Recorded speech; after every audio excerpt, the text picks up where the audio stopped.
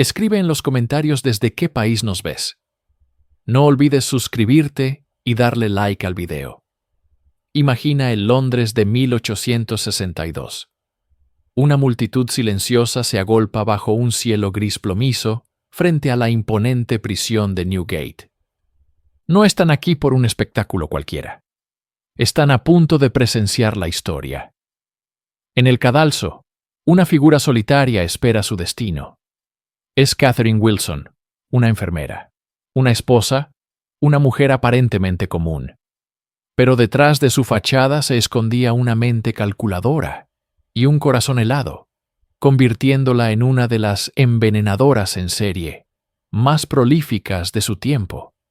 Su ejecución no solo sería el final de su vida, sino el fin de una era.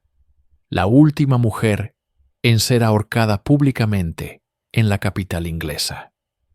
Cómo una cuidadora se transformó en un ángel de la muerte. En los rincones grises y húmedos del Boston de Lincolnshire, a mediados del siglo XIX, la vida se tejía con hilos de resignación y supervivencia. El aire, denso por el humo del carbón y la niebla del Fens, parecía ahogar las aspiraciones antes de que pudieran nacer. En este escenario de austeridad y piedad forzada, creció una niña llamada Catherine. No hay registros de una infancia marcada por la tragedia explícita o el abuso desmedido. Su historia temprana es un lienzo en blanco, una ausencia de ruido que resulta, en retrospectiva, ensordecedora. Catherine no era una niña que llamara la atención. Era observadora, silenciosa, una presencia que se desvanecía en el tapiz de una sociedad que valoraba la discreción en las mujeres por encima de todo. Pero en su silencio, sus ojos absorbían el mundo con una intensidad inusual. Observaba las dinámicas de poder en su forma más cruda y doméstica. La enfermedad que otorgaba una atención efímera, la muerte que redistribuía la escasa riqueza, y la dependencia que convertía a las personas en peones vulnerables. Aprendió que la compasión era una moneda y la confianza, una llave. En las cocinas y habitaciones traseras, donde las mujeres compartían remedios herbales y susurros sobre dolencias, Catherine escuchaba. No solo aprendía sobre las propiedades curativas de las plantas, sino también sobre sus secretos más oscuros. Entendió que la misma mano que podía preparar una infusión para calmar la fiebre, podía, con un ligero cambio en la dosis o el ingrediente, provocar un final silencioso e inapelable. En esta Inglaterra victoriana, donde la ciencia médica aún balbuceaba, y la muerte era una visitante frecuente en todos los hogares, la línea entre el cuidado y el daño era peligrosamente delgada. Para una mente calculadora y desprovista de empatía, esa línea no era una barrera, sino una oportunidad. Las semillas del mal no siempre germinan en la tierra fértil del trauma. A veces, brotan en el vacío de la emoción, en el frío cálculo de una niña que aprende a ver a los demás no como almas, sino como problemas a resolver o recursos a explotar. Su infancia no fue el prólogo violento de una asesina, sino el silencioso laboratorio, donde se forjó su arma más letal, una profunda y escalofriante comprensión de la fragilidad humana. Para una mujer de su clase y época, el matrimonio no era una culminación romántica, sino una transacción estratégica. Era el único camino hacia la seguridad, la respetabilidad y, lo más importante, un nuevo ámbito de influencia. Catherine, ahora una joven de aparente modestia y eficiencia, entendía estas reglas no escritas a la perfección. Su unión con un hombre de apellido Wilson, un marino mercante a menudo ausente, fue su primer movimiento calculado en el gran tablero de ajedrez de su vida. El velo de novia, símbolo de pureza e inocencia, se convirtió para ella en un manto de invisibilidad. Como la señora Wilson, adquirió un nuevo estatus. Era una mujer casada, una figura por encima de toda sospecha, anclada en el pilar más sagrado de la sociedad victoriana, el hogar. Pero su hogar no era un santuario de amor conyugal. Era una base de operaciones. La ausencia prolongada de su esposo le proporcionaba una libertad inusual. Le permitía cultivar su reputación en la comunidad sin la supervisión constante de una figura masculina. Se convirtió en la vecina servicial, la esposa devota que esperaba pacientemente el regreso de su marido, la mujer piadosa que nunca faltaba a los servicios religiosos. Construyó meticulosamente una fachada de normalidad y benevolencia. Detrás de esta máscara, sin embargo, la mente de Catherine estaba siempre trabajando. El matrimonio le dio acceso a un círculo social más amplio, a las confidencias de otras mujeres, a los hogares de los enfermos y los ancianos. Se posicionó como una cuidadora nata, una mujer con un toque sanador y una paciencia infinita. Su matrimonio no le proporcionó la pasión o el compañerismo que otros buscaban, sino algo mucho más valioso para sus propósitos: legitimidad. Ser la señora Wilson le otorgaba una autoridad implícita. Sus consejos sobre salud eran escuchados, sus remedios caseros eran aceptados con gratitud, y su presencia al lado de una cama de enfermo era vista como un consuelo. Nadie cuestionaba a la abnegada esposa del marino. Nadie veía la frialdad calculadora detrás de sus ojos compasivos. El matrimonio para Catherine no fue la unión de dos almas, sino la adquisición de un disfraz perfecto. Un disfraz que le permitiría moverse sin ser detectada, acercarse a sus futuras víctimas y operar a plena vista, protegida por el velo sagrado de la respetabilidad conyugal. Con su reputación firmemente establecida, Catherine Wilson comenzó a tejer su red.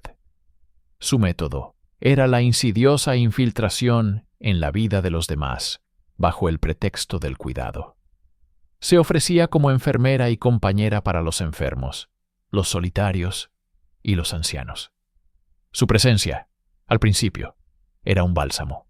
Organizaba la casa, preparaba caldos nutritivos y administraba medicinas con una eficiencia que inspiraba una confianza absoluta. Las familias, agradecidas, dejaban a sus seres queridos en sus manos, aliviadas de haber encontrado a un ángel guardián. Pero pronto, un patrón inquietante comenzaba a emerger, una sombra que se alargaba en los hogares que ella habitaba. Los pacientes bajo su cuidado a menudo sufrían recaídas inesperadas.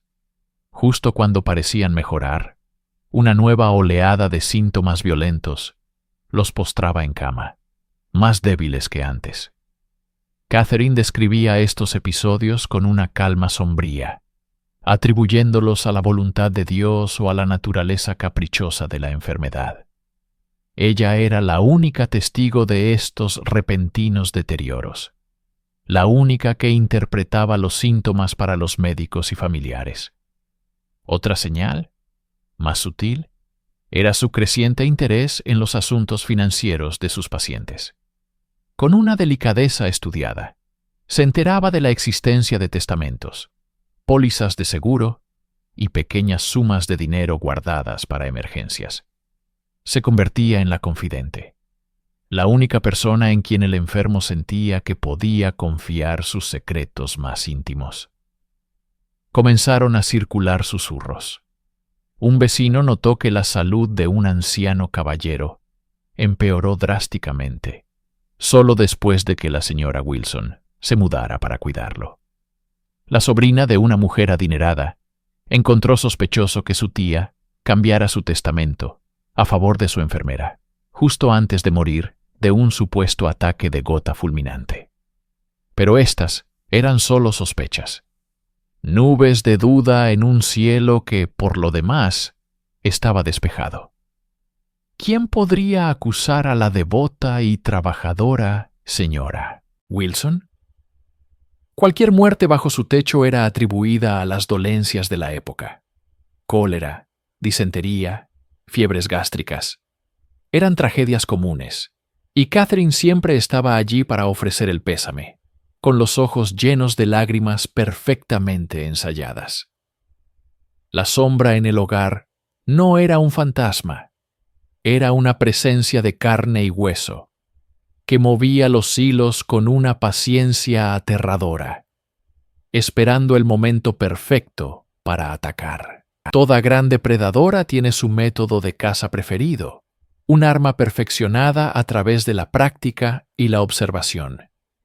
Para Catherine Wilson, esa arma no era un cuchillo ni una pistola, sino algo mucho más discreto y aterrador: el cólquico.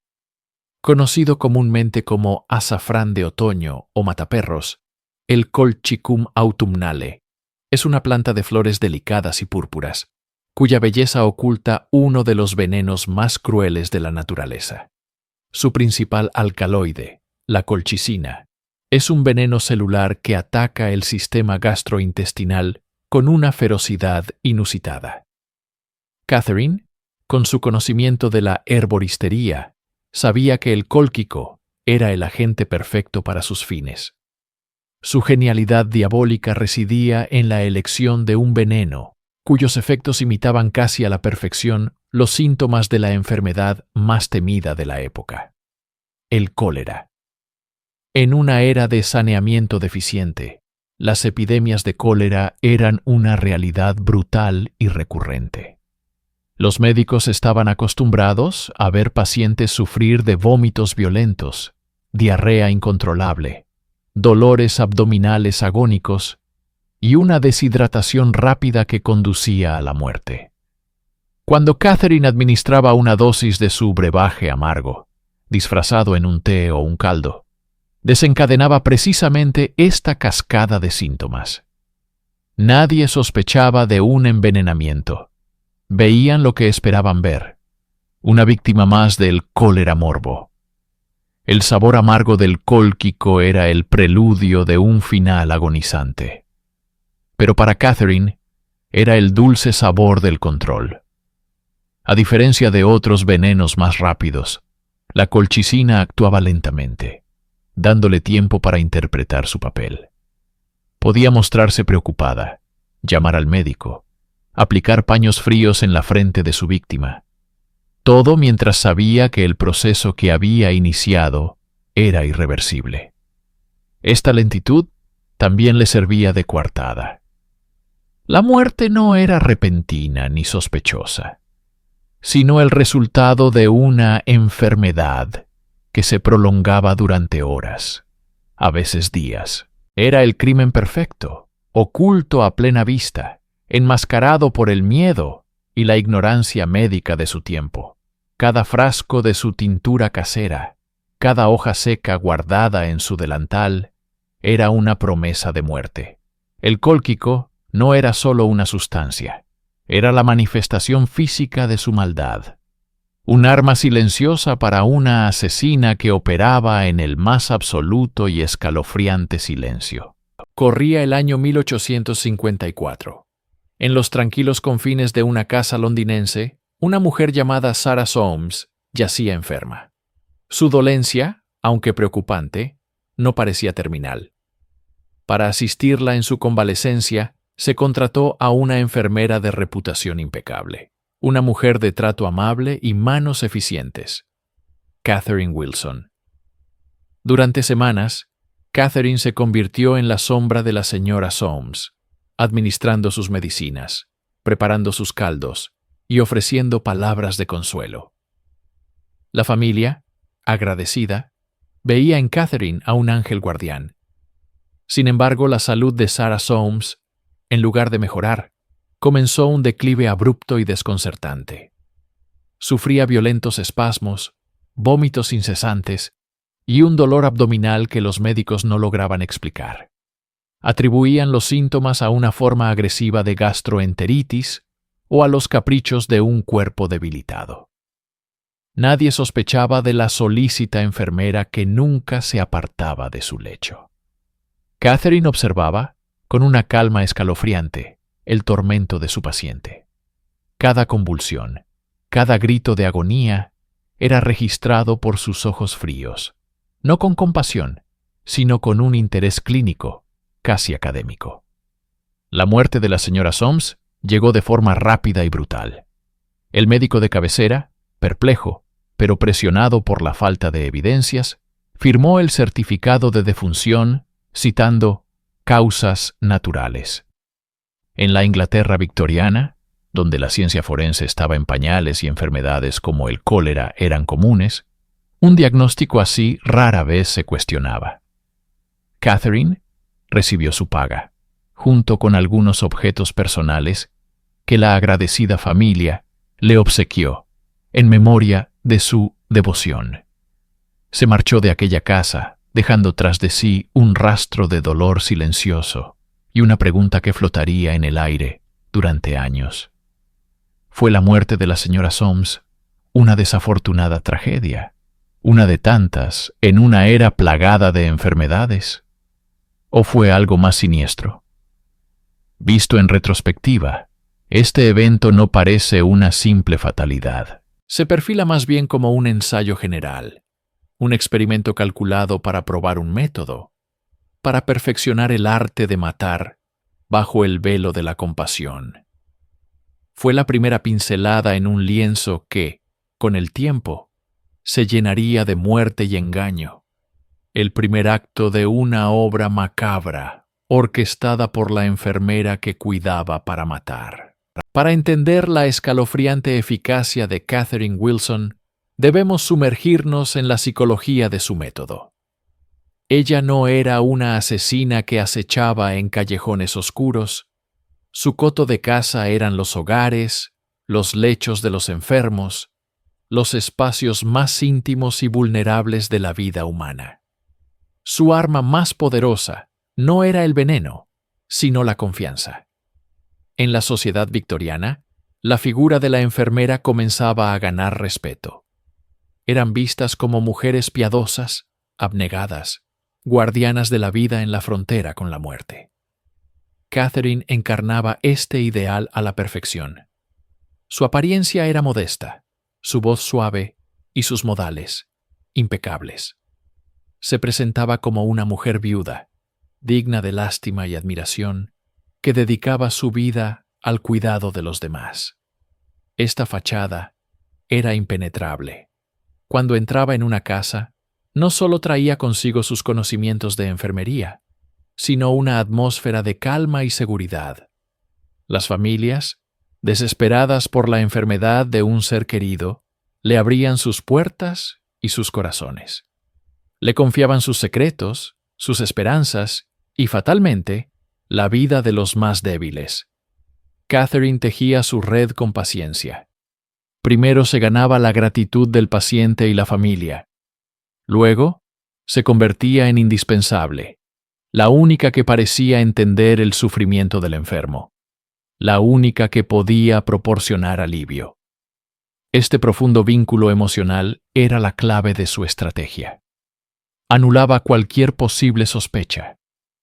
¿Quién podría imaginar que esa mujer de manos gentiles, que pasaba noches en vela al lado de la cama, era en realidad un depredador calculador? Este abuso del rol de cuidadora es lo que hace a sus crímenes particularmente monstruosos. Transgredió el juramento más sagrado y no escrito de la humanidad, el de proteger al vulnerable. Cada taza de té que servía, cada dosis de medicina que administraba, era una traición. Transformó los actos de cuidado en vehículos de la muerte. Su método era un perverso juego psicológico. Aislaba a sus víctimas, no físicamente, sino emocionalmente, convirtiéndose en su único punto de referencia y consuelo. Y en ese espacio de total dependencia y confianza, cuando las defensas estaban más bajas, asestaba el golpe final, silencioso e invisible. El círculo de confianza que creaba era, en realidad, una trampa mortal. El éxito de Catherine Wilson como asesina en serie residía en su profundo conocimiento de una herramienta tan sutil como letal: el veneno. Su elección predilecta, la que la convirtió en una maestra del homicidio indetectable, fue la colchicina. Este alcaloide, extraído de la planta cólquico o azafrán de otoño, era un veneno casi perfecto para la época. Se utilizaba en pequeñas dosis con fines medicinales, principalmente para tratar la gota, por lo que su adquisición por parte de una enfermera no levantaría sospechas. Sin embargo, en dosis más altas, era un agente mortal de una eficacia aterradora. Lo que hacía a la colchicina tan insidiosa era la forma en que sus efectos imitaban los de enfermedades comunes y fulminantes del siglo XIX. La víctima comenzaba con náuseas, seguidas de vómitos violentos, diarrea y un dolor abdominal insoportable, síntomas casi indistinguibles de un brote de cólera o disentería. El cuerpo se deshidrataba rápidamente. Los órganos internos fallaban en una cascada de sufrimiento, y la muerte sobrevenía en medio de una aparente crisis gástrica. Para los médicos victorianos, que carecían de las herramientas toxicológicas modernas, era prácticamente imposible diferenciar un envenenamiento por colchicina de una enfermedad natural. No dejaba rastros evidentes en la autopsia, si es que se realizaba alguna. Catherine había encontrado el arma perfecta para operar a plena vista. Su modus operandi era metódico y paciente. No administraba una única dosis masiva que pudiera generar una reacción demasiado súbita. En su lugar, practicaba el envenenamiento lento y progresivo. Añadía pequeñas cantidades del veneno en el brandy, el té, las sopas o las medicinas de sus víctimas a lo largo de varios días. De este modo, el deterioro de la salud parecía gradual, un empeoramiento natural de una condición preexistente. Observaba los efectos, ajustando la dosis como un artesano que perfecciona su obra. Este dominio del veneno no era casual. Era su oficio.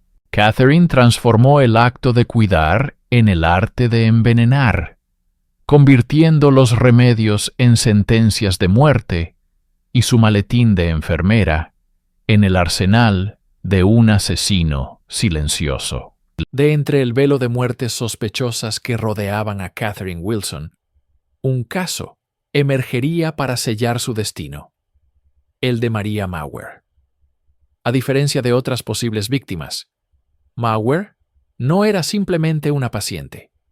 Se había convertido en una amiga íntima y benefactora de Catherine. María era una mujer de cierta edad y considerables recursos que vivía una vida solitaria. En Catherine encontró no solo una cuidadora, sino una compañera. La enfermera, con su encanto calculado, se infiltró por completo en la vida de María, convirtiéndose en su confidente, su gestora y la persona en quien depositaba una confianza ciega. En 1862, Maria Mauer cayó enferma. Los síntomas eran alarmantemente familiares: una violenta aflicción estomacal que la postró en cama. Catherine, por supuesto, asumió el control total de sus cuidados. Apartó a los pocos parientes lejanos y amigos que intentaban visitarla, asegurándoles que ella se encargaría de todo, que María necesitaba absoluto reposo. Durante días, la casa se convirtió en el escenario privado de Catherine. Nadie más que ella administraba la comida y la bebida de la enferma. La salud de María se desintegró con una rapidez pasmosa. Murió en medio de una terrible agonía, diagnosticada oficialmente como diarrea inglesa, un término vago para las dolencias gástricas de la época.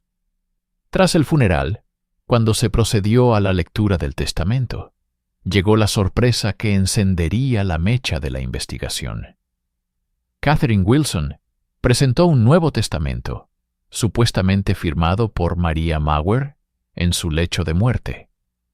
En este documento, María le legaba a su querida enfermera la totalidad de su considerable fortuna, desheredando a sus parientes.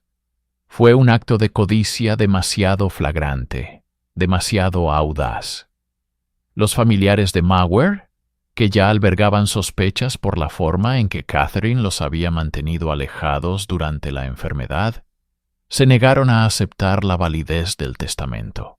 La muerte repentina, sumada a un cambio de herencia tan radical y conveniente, era más que una simple coincidencia. Era un grito de alarma. Por primera vez, alguien estaba dispuesto a desafiar a la compasiva enfermera. El caso de Maria Mauer dejó de ser una tragedia personal para convertirse en una cuestión legal. Y al tirar de ese hilo, los investigadores comenzarían a desentrañar una madeja de engaños y muertes que superaba cualquier imaginación. La muerte de la señora Soames en 1862 no fue, en sí misma, una tragedia que sacudiera los cimientos de Londres. Era una mujer de cierta edad, y las enfermedades repentinas y fulminantes eran un hecho sombrío de la vida victoriana. Sin embargo, en la periferia de este duelo, una semilla de duda comenzaba a germinar en la mente del doctor H. G. Semple. Él había atendido a Soames en sus últimas horas y había quedado perplejo por la virulencia y la naturaleza de sus síntomas. Calambres atroces, vómitos violentos, un colapso sistémico que no encajaba con ningún diagnóstico conocido.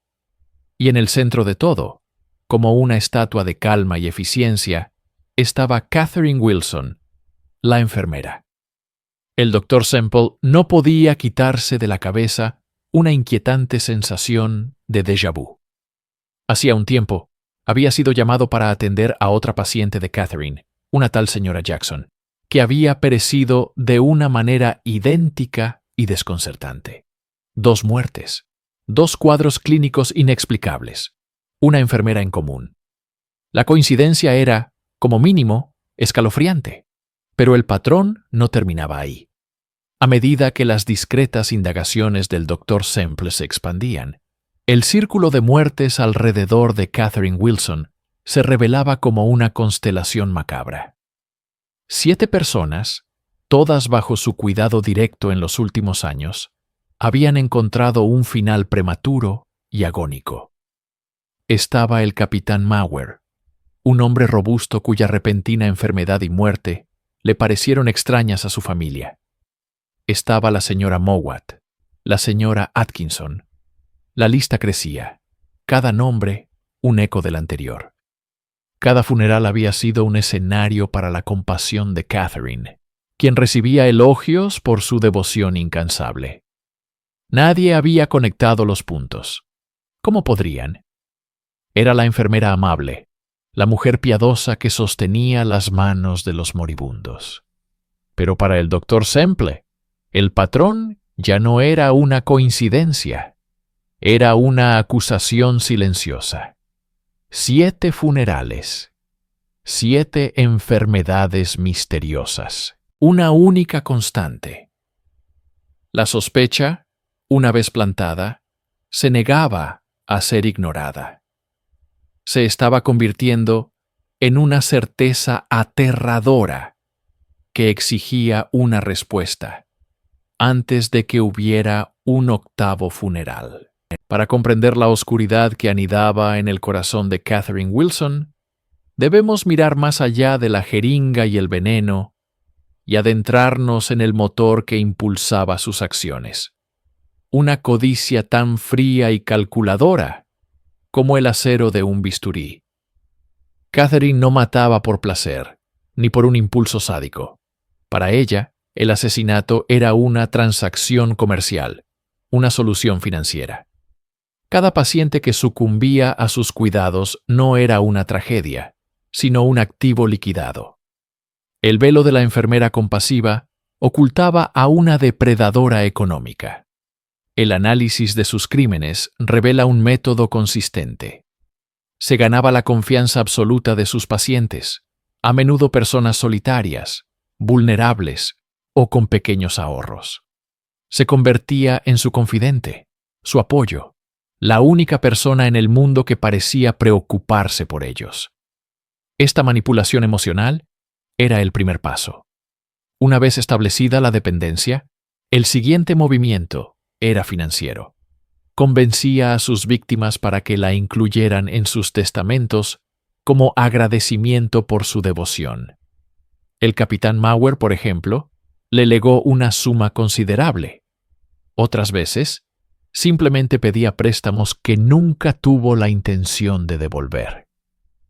La muerte de la señora Soames, por ejemplo, convenientemente borró una deuda de varias libras que Catherine tenía con ella. No se trataba de grandes fortunas. Eran pequeñas herencias, joyas modestas, muebles, el perdón de una deuda. Pero sumados, estos pequeños beneficios constituían su medio de vida. En la rígida sociedad victoriana, donde las oportunidades para una mujer soltera eran limitadas, Catherine había diseñado su propia y macabra escalera hacia la seguridad financiera. Su amabilidad era una inversión, el veneno, la herramienta para cobrar el dividendo. Esta perspectiva transforma nuestra visión de ella. No era un ángel de la muerte que ofrecía una liberación misericordiosa, sino una contable del inframundo, equilibrando sus libros con las vidas de aquellos que cometieron el error de confiar en ella. Cada pulso que se desvanecía bajo sus dedos era el sonido de una caja registradora, cerrándose en su mente. La arrogancia es a menudo la compañera de cama del asesino en serie. Después de 7 éxitos impecables, Catherine Wilson se había vuelto descuidada, convencida de su propia infalibilidad. Creía que su máscara de bondad era impenetrable y que el mundo era un escenario poblado por tontos fáciles de engañar. Esta soberbia la llevaría a cometer su primer y último error, un error personificado en una mujer llamada Sarah Carnell. En 1862, Catherine se encontraba cuidando a la señora Carnell, quien sufría de reumatismo. El plan era el mismo de siempre: ganarse su confianza, administrar el veneno y cobrar la herencia. Una noche, Catherine se acercó a la cama de su paciente con un vaso que contenía, según ella, una bebida calmante para ayudarla a dormir. Le ofreció a Sarah un trago de agua de cebada. Pero Sarah Carnell no era como las demás. Quizás fue una intuición, un instinto de supervivencia primario, o quizás el sabor amargo y extraño de la bebida alertó sus sentidos. Tomó un sorbo y sintió una quemazón inmediata en la garganta. El dolor era agudo, antinatural. Miró a Catherine, cuyo rostro expectante parecía demasiado ansioso, demasiado interesado. En un acto de astucia brillante, Sarah fingió tragar el resto, pero en cambio, lo dejó caer sobre la ropa de cama, quejándose de que estaba demasiado caliente. Luego, fingiendo un ataque de tos y debilidad, se dio la vuelta, ocultando su rostro a la enfermera. Catherine, satisfecha, creyó que el veneno ya estaba haciendo efecto y salió de la habitación. Pero Sarah Carnell estaba muy lejos de morir. Con el corazón latiéndole con fuerza, sabía que acababa de sobrevivir a un intento de asesinato. Empapó un trozo de tela en el líquido derramado y lo guardó. También conservó el vaso con los restos de la bebida. En la quietud de esa habitación, con el veneno enfriándose en las sábanas, el juego había cambiado. La depredadora se había topado con una presa que se negaba a ser víctima. Catherine Wilson había administrado una dosis de veneno, pero Sarah Carnell ahora poseía algo mucho más potente: la prueba. Sarah Carnell no perdió el tiempo.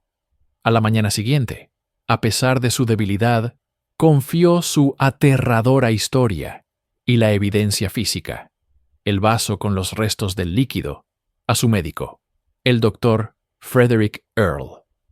Earle, un hombre de ciencia, reconoció inmediatamente la gravedad de la situación. El sabor amargo y los síntomas descritos por Carnell no correspondían a ninguna medicina conocida. Llevó la muestra a un químico para su análisis, y los resultados fueron inequívocos y escalofriantes. El vaso no contenía agua de cebada, sino una potente dosis de colchicina, un veneno vegetal extraído del cólquico, conocido por causar una muerte agónica que imitaba los síntomas del cólera. Con esta prueba irrefutable en la mano, el Dr. Earle acudió directamente a la policía metropolitana. La era de los susurros y las sospechas había terminado. Ahora comenzaba la investigación oficial. Scotland Yard, la incipiente pero ya temida fuerza de detectives de Londres, tomó el caso. Inicialmente, podrían haberlo tratado como un incidente aislado, un intento de asesinato. Sin embargo, la historia de Sarah Carnell abrió la puerta a una investigación mucho más amplia. Los detectives comenzaron a tirar del hilo y el nombre de Catherine Wilson apareció una y otra vez, vinculado a una serie de muertes repentinas y sospechosas. El informe del Dr. Semple sobre las muertes de la señora Soames y la señora Jackson, que hasta entonces había sido solo una preocupación profesional, se convirtió en una pieza clave del rompecabezas.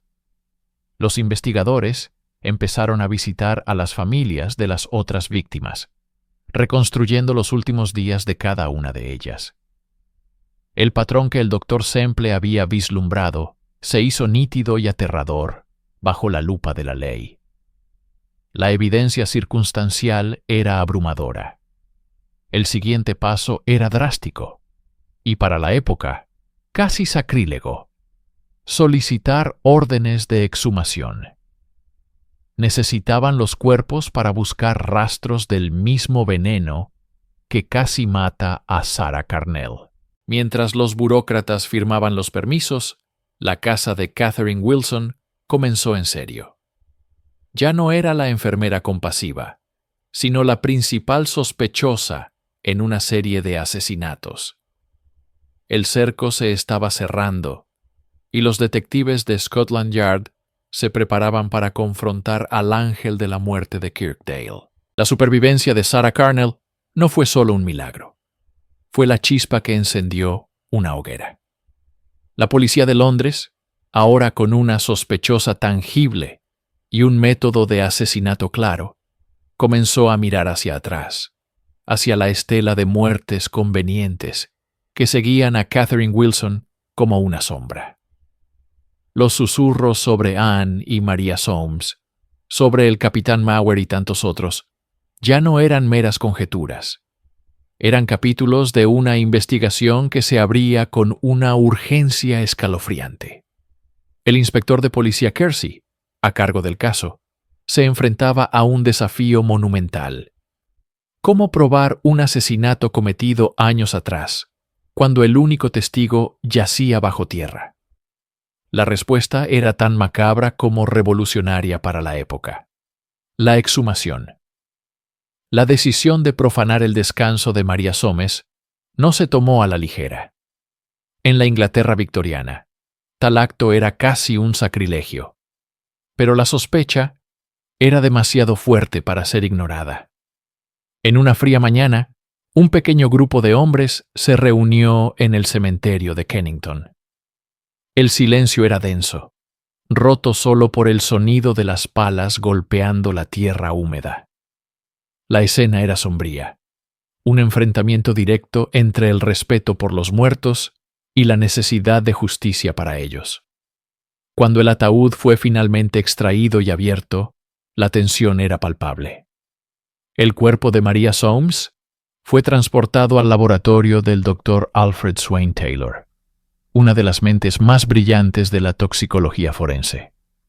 El doctor Taylor no buscaba una herida de cuchillo o una bala. Buscaba un enemigo invisible, un fantasma químico. Su objetivo era encontrar rastros de cólquico, el veneno extraído de la planta del azafrán de otoño, el mismo que casi mata a Sarah Carnell.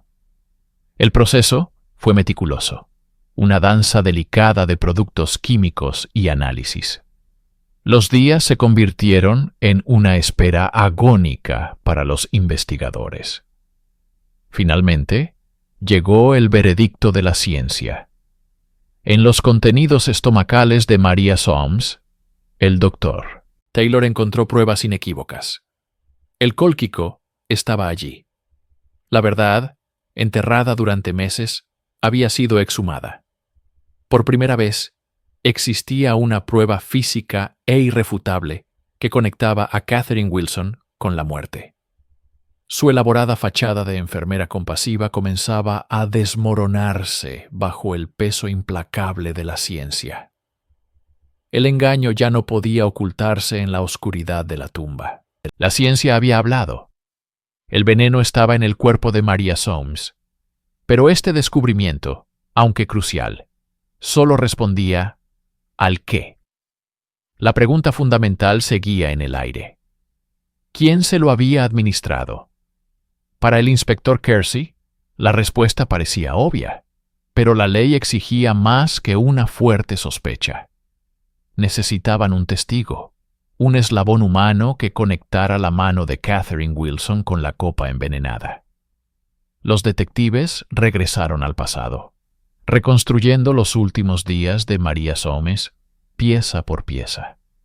Volvieron a interrogar a vecinos, amigos y sirvientes, personas cuyas declaraciones iniciales habían sido coloreadas por la imagen de Catherine como una amiga devota y una enfermera desinteresada. En aquel entonces, ¿quién podría haber imaginado un crimen tan atroz? Pero ahora, a la luz de la exhumación y el intento de asesinato de Sarah Carnell, los recuerdos se veían bajo una nueva y siniestra luz.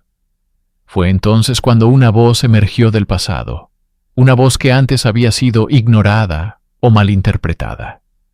Una mujer llamada señora Jackson, quien había ayudado a cuidar de María en sus últimos días, se presentó.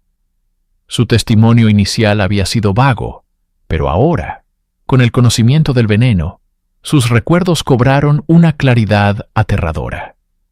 Relató con detalle cómo Catherine había insistido en preparar personalmente un remedio para la señora Soames, un brebaje que, según ella, aliviaría su malestar. La señora Jackson recordó la extraña reticencia de Catherine a que nadie más se acercara a la medicina. Y, de manera crucial, testificó haber visto a Catherine administrarle a María una dosis de este líquido oscuro, apenas unas horas antes de que comenzara el violento y fatal declive. Recordó la expresión de Catherine, no de preocupación, sino de una intensa y fría observación.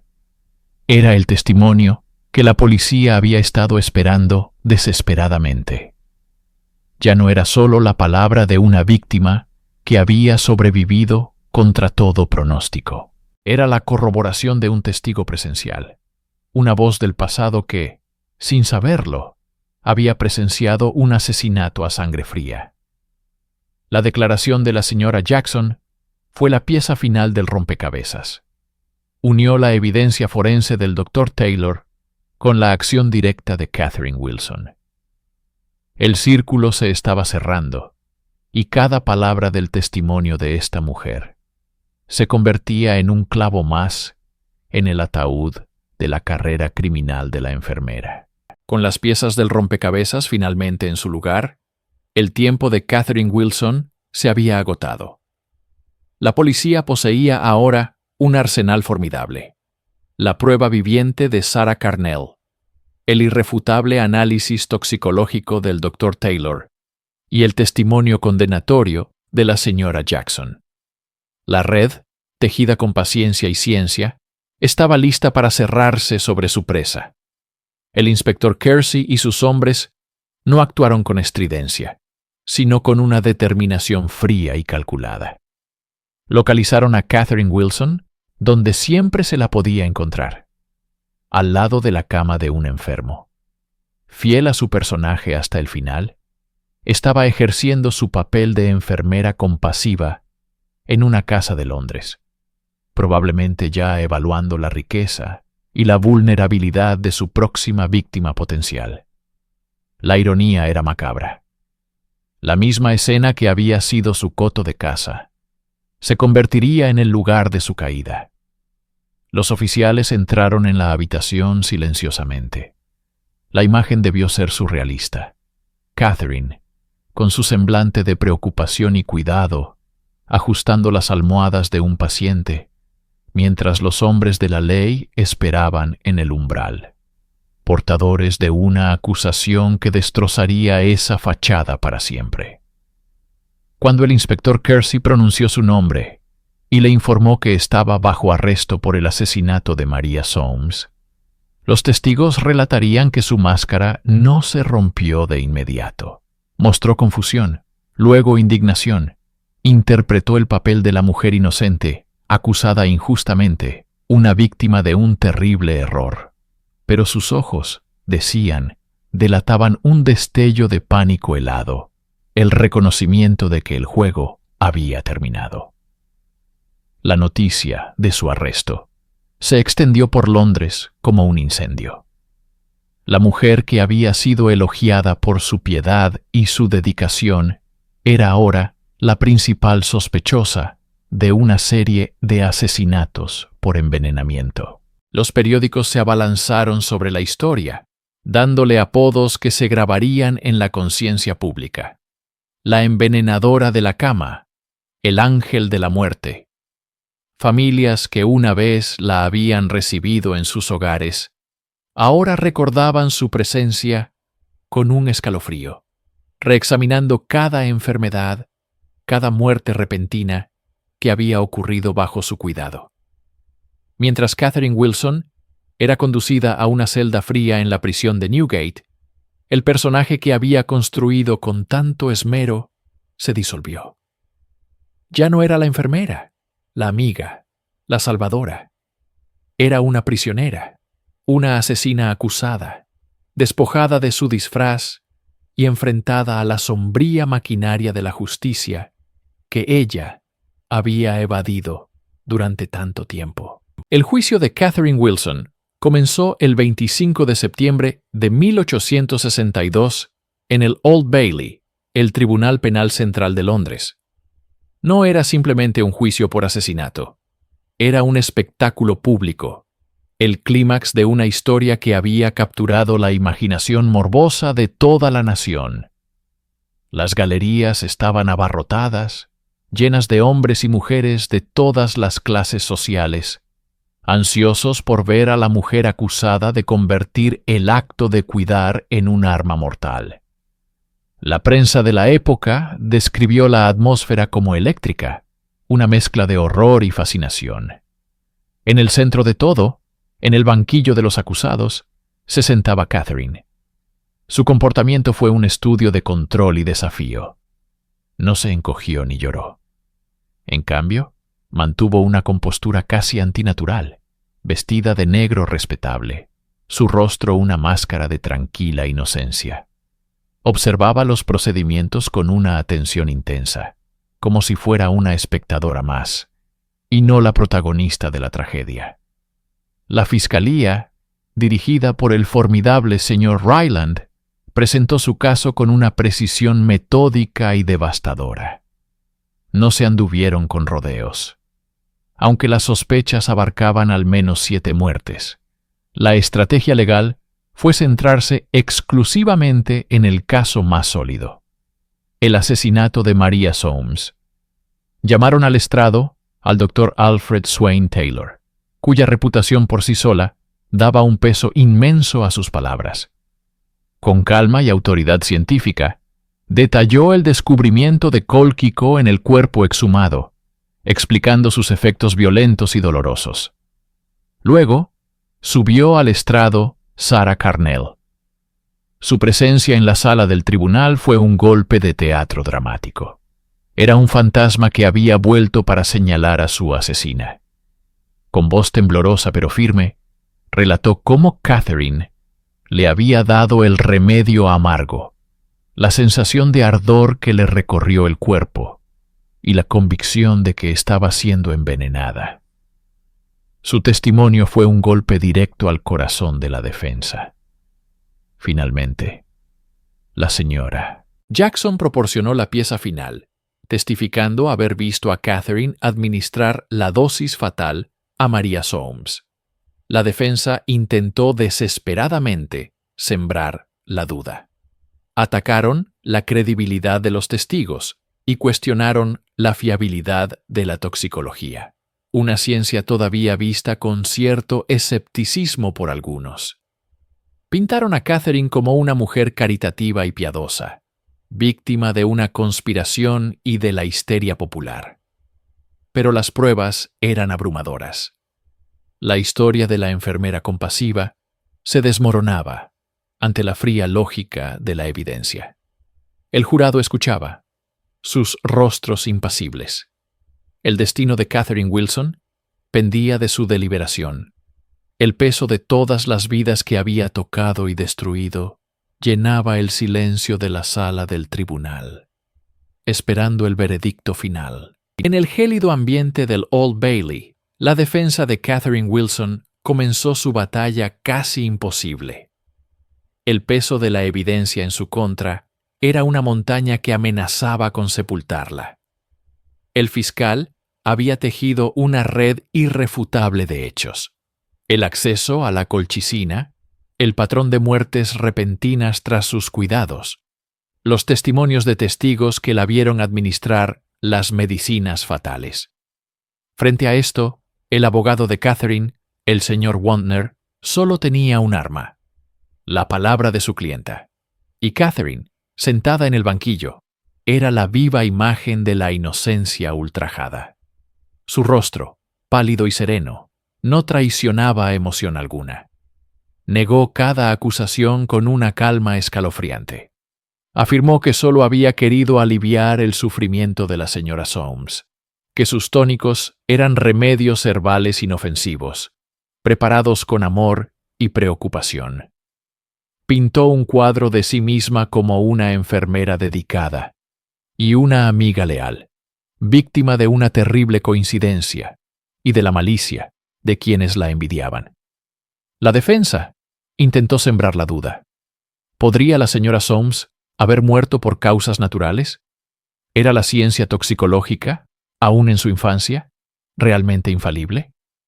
Cuestionaron la credibilidad de los testigos, sugiriendo que sus recuerdos estaban teñidos por el rencor o la histeria colectiva. Pero cada argumento se desmoronaba ante la lógica fría de los hechos. La estrategia de Catherine no era solo la negación, era una completa reescritura de la realidad.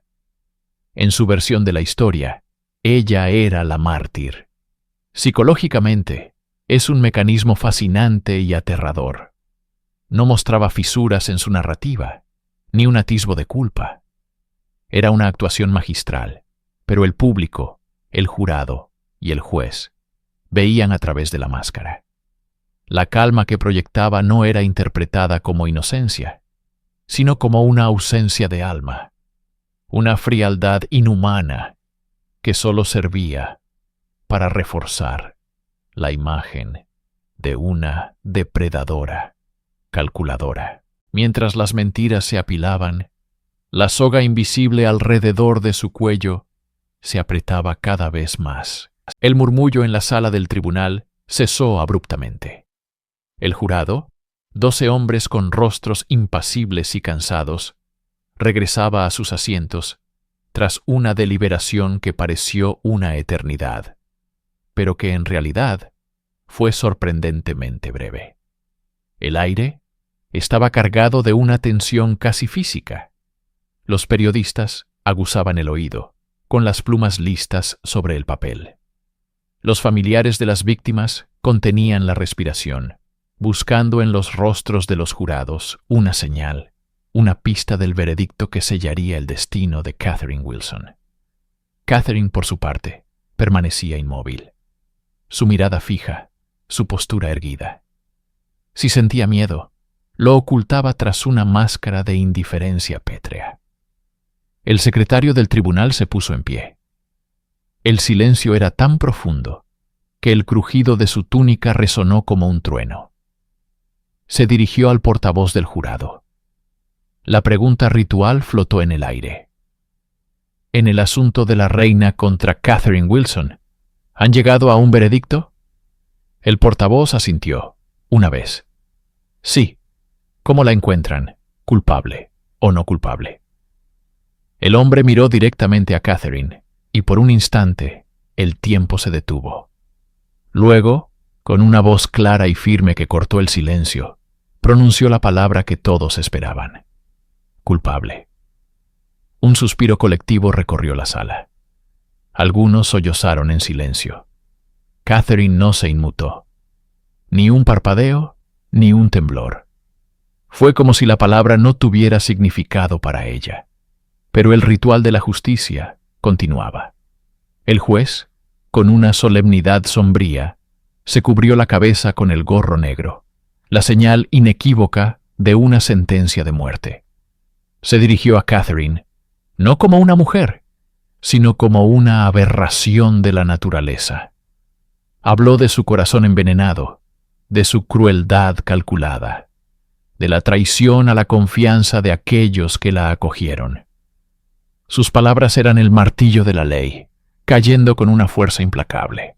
Y entonces dictó la sentencia: que sea llevada al lugar de donde vino, y de allí a un lugar de ejecución, y que allí sea ahorcada por el cuello hasta morir.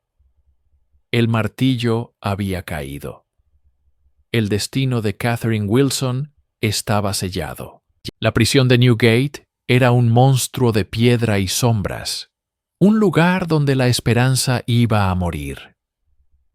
En una de sus celdas más seguras, en el ala de los condenados, Catherine Wilson pasaba sus últimas horas en la tierra. El sonido de sus pasos sobre el suelo de piedra había sido reemplazado por un silencio pesado, solo roto por el goteo del agua en algún lugar distante y el eco de los guardias en los pasillos. En la penumbra, iluminada por la luz parpadeante de una sola vela, no estaba sola. El reverendo Lloyd Jones, el capellán de la prisión, se sentaba con ella, ofreciendo un consuelo que parecía incapaz de penetrar la coraza de la condenada. Durante días, Catherine había mantenido su inocencia con una terquedad inquebrantable. Pero en la quietud de esa última noche, con el amanecer y la horca esperando al otro lado de la puerta, algo finalmente se quebró. O quizás simplemente cambió de estrategia. En voz baja, casi en un susurro, comenzó a hablar. Confesó, pero no el asesinato de Sarah Soames, el crimen por el que iba a morir. Por ese, mantuvo su inocencia hasta el final.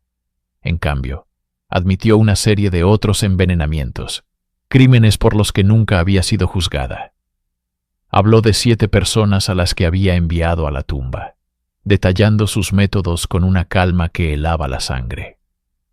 No había remordimiento en su voz, ni una petición de perdón. Era un relato fáctico, una contabilidad de sus pecados. Psicológicamente, esta confesión selectiva es profundamente reveladora. Al negar el crimen por el que fue condenada pero admitir otros, intentaba ejercer una última forma de control. ¿Era un acto final de desafío? ¿Una manera de decirle al mundo que ellos se habían equivocado, aunque ella fuera, en efecto, una asesina múltiple? El reverendo escuchaba, horrorizado y fascinado, intentando guiarla hacia el arrepentimiento genuino. Pero las confesiones de Catherine en la oscuridad no eran las de un alma que busca la redención. Eran el último capítulo de su propia y macabra narrativa, escrita con sus propias reglas, incluso a las puertas de la muerte. El lunes 20 de octubre de 1862, amaneció frío y gris sobre Londres. Una niebla húmeda se aferraba a las calles, pero no pudo disuadir a la multitud. Desde antes del alba, miles de personas se habían congregado frente a los muros de la prisión de Newgate. Hombres, mujeres e incluso niños, todos apiñados, esperando el espectáculo. Las ejecuciones públicas eran una forma brutal de entretenimiento popular, y la de una envenenadora notoria prometía ser un evento memorable. Dentro de la prisión, el ambiente era de una solemnidad sombría. Catherine Wilson fue despertada, se le ofreció un último desayuno que apenas probó, y fue vestida con un sencillo vestido negro. Los testigos describieron su comportamiento como notablemente compuesto. No hubo lágrimas, ni histeria, ni súplicas. Caminó con paso firme por los corredores fríos, flanqueada por los guardias y seguida por el capellán, que leía pasajes de la Biblia. A las 8 en punto, las campanas de la cercana iglesia de Saint Sepulchre comenzaron a doblar. Era la señal. La procesión salió por la puerta de los deudores hacia el cadalso, erigido en la calle. Un rugido se elevó de la multitud al verla. Su rostro estaba pálido, pero su expresión era serena, casi desafiante. Subió los escalones de la horca sin ayuda. El verdugo, William Calcraft, un hombre que había perfeccionado su lúgubre oficio durante décadas, trabajó con rapidez. Le colocó la capucha blanca sobre la cabeza y ajustó la soga alrededor de su cuello. Se le dio la oportunidad de decir unas últimas palabras, pero permaneció en silencio. Se escuchó el ruido seco de la palanca al ser accionada. El cuerpo de Catherine Wilson cayó a través de la trampilla. La multitud observó en un silencio momentáneo, antes de que el murmullo de la vida cotidiana regresara. No lo sabían en ese momento, pero estaban presenciando el fin de una era. Catherine Wilson fue la última mujer en ser ahorcada públicamente en Londres. Su muerte marcó el cierre de un capítulo salvaje en la historia de la justicia británica. Un final apropiadamente sombrío para una vida definida por el veneno y la oscuridad.